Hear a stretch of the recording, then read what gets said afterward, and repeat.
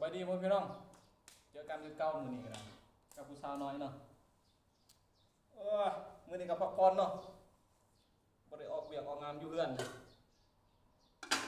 มาแต่ตลาดพ่อพี่น้องมาแต่ตลาด มาแต่จ่ายตลาดเอาของแถมมาฝากมื้อนี้โอ้ย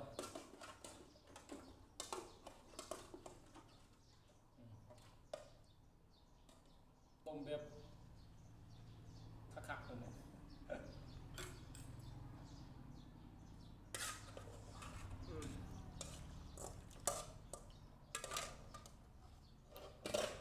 หัวหมูเขาอยู่นะมาจากตลาดบางใหญ่สดๆทั้งหมดเลย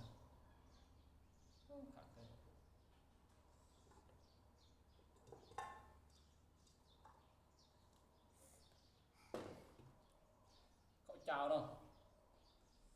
ข้าวเจ้าฮ้อนๆเลย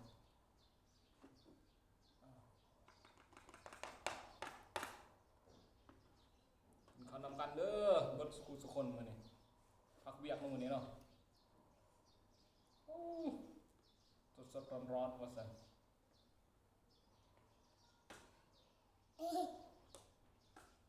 ยังลายอยู่กันเนาะ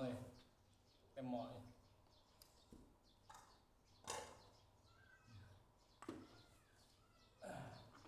นี่นำก็ออกมาติดตู้เย็นบางอย่างเฮ็ดเวียก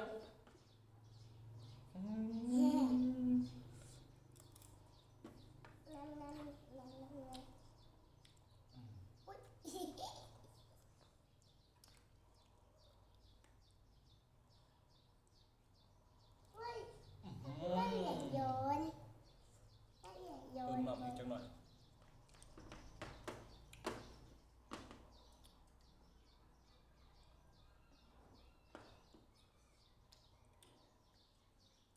ใช่ปะ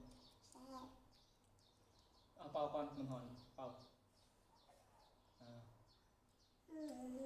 กินข้าวเด้อวันนั้นน่ะ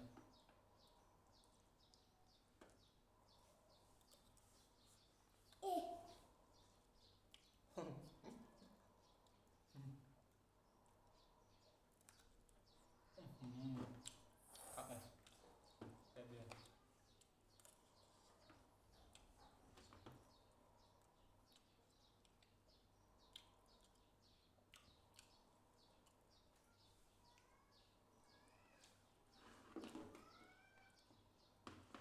ผมสีม่วงไปน้องมาแต่ใจตลาดบางใหญ่เนาะพักผ่อนมาเนี่ยเขาเนี่ยก็มีไปน้องหมักแบบข้าวเจ้าเนาะ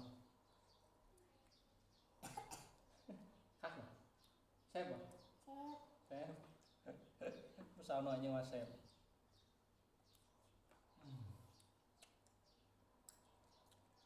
จุดสด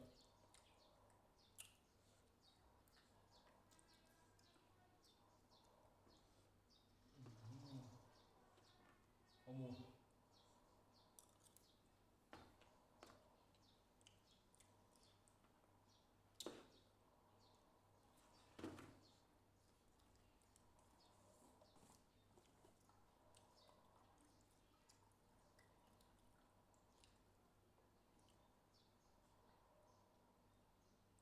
เย็นบ่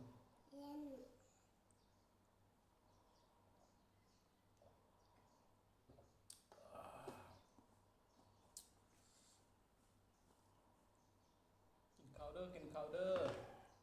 เขากินข้าวเด้ออันนั้นกินข้าวกำลังปรุงปิ้งเด้อ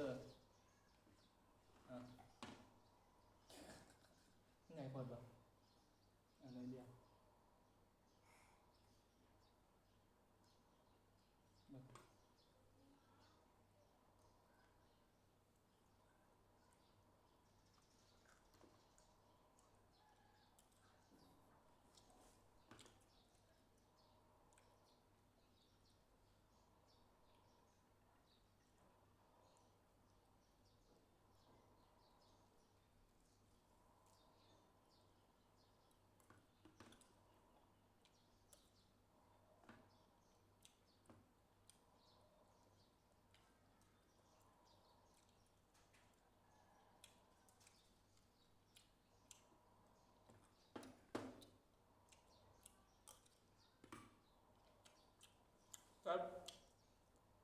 เจ็บบ่